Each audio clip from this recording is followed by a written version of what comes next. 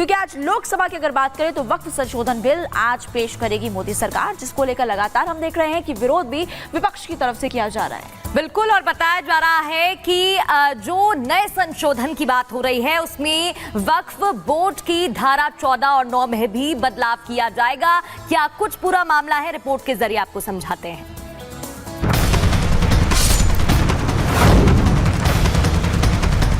ये सरकार वक्फ की प्रॉपर्टी को हड़पना चाहती है। बीजेपी शुरू से वक्फ बोर्ड और वक्फ की प्रॉपर्टीज के खिलाफ रही है।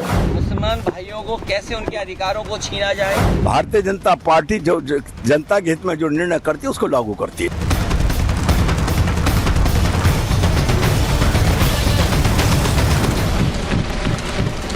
सरकार ने वक्फ कानून में बदलाव का इरादा जाहिर कर दिया है। आज लोकसभा में वक्फ कानून में बदलाव का बिल पेश होने वाला है। वैसे भी मोदी सरकार के लिए अगस्त बड़े फैसलों वाला महीना रहा है। आर्टिकल 370 हटाना हो या फिर राम मंदिर बनवाना, मोदी सरकार ने ये दोनों बड़े फैसले इसी महीने में किए। एक बार फिर से ये रिकॉर्ड बरकरार रखते हुए अब वक्फ बोर्ड में बदलाव की तैयारी है। उम्मीदों के मुताबिक सियासत छेड़ना वाजिब था, हो भी ऐसा ही रहा है।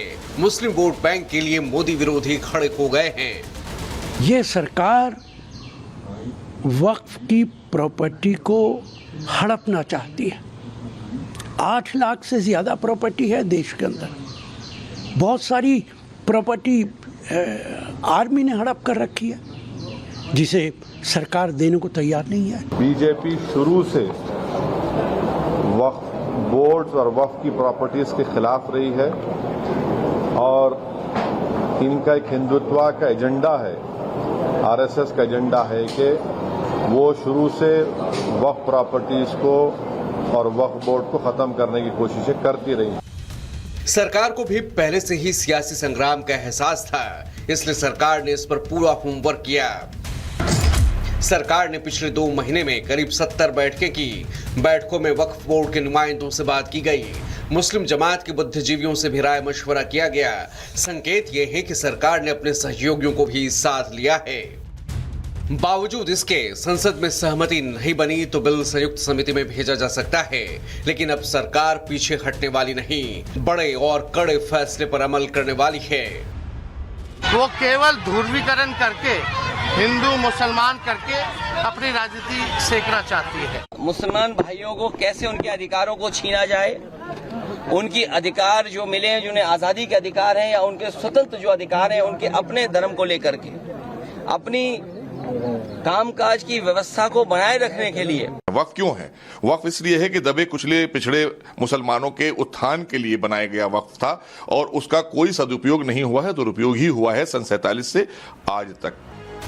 यानी बदलाव की शुरुआत विरोधियों को रास नहीं आ रहा, जिसे रोकने के लिए साजिशें भी शुरू हो चुकी हैं। जिन मुसलमानों के वोटों की फसल काटने के लिए इंडिया अलायंस वक्फ बोर्ड में संशोधन का विरोध कर रहा है, उन्हीं मुसलमानों के बड़े संगठन सरकार के साथ आ चुके हैं। इमाम एसोसिएशन और सूफी काउंसिल ने कह दिया अब वो वक्त आ चुका है जब वक्फ में बदलाव जरूरी है। हालांकि मैदान में मोदी विरोधी धर्मगुरु अभी भी मौजूद हैं। सरकार के सामने समय अनुसार अगर अमेंडमेंट किया जाता है, संशोधन किया जाता है, तो मुझे लगता है कि समय की ज़रूरत होती है। तो उस पर किसी तरह का विरोध करना या उस पर राजनीति करना, मुझे लगता है कि ये अच्छी बात नहीं है। हम नहीं समझते कि इसमें किसी किस्म के कोई अमेंडमेंट की ज़रूरत थी। ऑलरेडी वक्फ बोर्ड्स पूरे मुल्क में अपना काम कर रहे हैं और ये properties as per Islamic law लोगों ने वक्फ की हुई हैं। अब सवाल उठ रहा है कि क्या मुसलमानों में इस मुद्दे पर दोफाड़ हो गई है और विपक्ष क्यों इसे हिंदू मुसलमान का रंग दे रहा है। Bureau report, Republic Bharat. आगे बढ़ते हैं। पाकिस्तान के इशारे पर एक तरफ बांग्लादेश में हिंदुओं की हत्या की जा रही है तो दूसरी ओर भारत में ही पाकिस्तान विपक्ष को आम की पेटियां भेज रहा है। बिल्कुल, और हैरानी की बात तो ये है कि जो विपक्ष है वो इन आम की पेटियों को एक्सेप्ट भी कर रहा है। ये जो गिफ्ट्स भेजे जा रहे हैं उसको एक्सेप्ट कर रहा है। सवाल खड़ा होता है कि जो हिंदुओं के खून से सने हुए हाथ है उसी से जो पेटियां भेजी गई हैं आम, क्या आप उसको एक्सेप्ट करें? किस तरह की डिप्लोमेसी? कई सवाल खड़े होते हैं और बीजेपी लगातार सवाल खड़े कर रही है। पूरा मामला आपको बताते हैं इस रिपोर्ट के जरिए।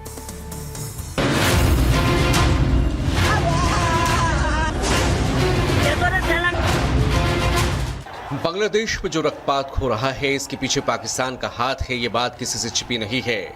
और ऐसे वक्त में पाकिस्तानी दूतावास से विपक्ष के कुछ नेताओं को गिफ्ट के तौर पर आम भेजा जाए तो आपके मन में क्या सवाल उठेगा?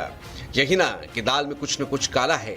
जी हाँ, और इसी काले दाग वाले आम पर बीजेपी हमलावर है कि जिनका प्रेम जहां पर है वहां से आम आएंगे। कुछ लोगों को उत्तर प्रदेश के आम में खोट नजर आता था, वो स्वाद अच्छा नहीं लगता था, चाहे वो उत्तर प्रदेश से चुने हुए सांसद भी क्यों ना हो, एक बड़े दल के नेता ही क्यों ना हो, लेकिन उनको उत्तर प्रदेश की जनता के भी उनमें भी खोट नजर आया। जब वो कहीं और से चुनाव जीत कर आए दक्षिण भारत से, तब भी उनमें उत्तर भारत के लोगों में खोट देखते रहे और आज भी वो उत्तर प्रदेश के आम की मिठास उनको नजर नहीं आती, लेकिन पाकिस्तान के आम उनको कुछ ज्यादा पसंद। पाकिस्तान ने उन्हें आम भेजा है, वहाँ का एम्बेसी ने।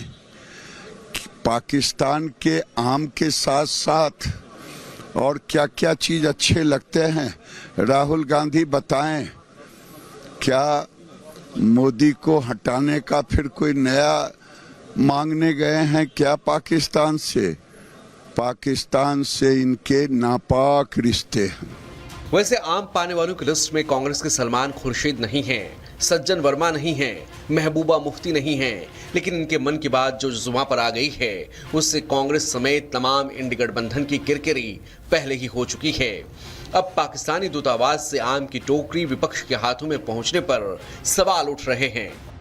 पाकिस्तान से राहुल गांधी जी सहित और कई और लोगों को आम आए हैं। कुछ दिन पहले इन्होंने कहा था कि हमें उत्तर प्रदेश के आम अच्छे नहीं लगते, आम का स्वाद उत्तर प्रदेश का जो होता है उसका अच्छा स्वाद नहीं लगता, लेकिन पाकिस्तान के आम का स्वाद इनको अच्छा लगता है। पाकिस्तान की बातें भी इनको अच्छी लगती है। पाकिस्तान में बहुत इनके चाहने वाले भी हैं राहुल गांधी जी की, लेकिन एक बड़ा सवाल उठता है कि आपको पाकिस्तान के आम स्वीकार करने चाहिए क्या? पाकिस्तान का आम चूसने के लिए राहुल गांधी इतने बेताब क्यों हैं? इतना पाकिस्तान राहुल गांधी से प्रेम क्यों दर्शा रहा है? स्वयं हसीना वाजिद जो वहाँ की अपदस्थ प्रधानमंत्री हैं बांग्लादेश की, उनका पुत्र कह रहा है कि पाकिस्तान की आईएसआई ने जमाते इस्लामी के माध्यम से बांग्लादेश में बड़े पैमाने पर हिंदुओं पर हमले कराए हैं। तो उस भारतद्रोही पाकिस्तान से आम लेकर इतने प्रसन्न क्यों है राहुल गांधी? इसका उत्तर राहुल गांधी को देना पड़ेगा। अगर बीजेपी के आरोपों में रत्ती भर भी सच्चाई है तो कांग्रेस की नीतियों पर सवाल उठना लाजमी है कि आखिरकार वो कैसे देश की परिकल्पना कर रहे हैं। क्योंकि एक तरफ बांग्लादेश में जहां पाकिस्तान का हाथ हिंदुओं के खून से लाल है, वहां बहन बेटियों के साथ दुष्कर्म हो रहे हैं, उनके घर बार मंदिरों को जलाया जा रहा है, तो वहीं विपक्ष हिंदुओं के दुश्मनों के भेजे मीठे मीठे आम चूस रहा है। कमाल है।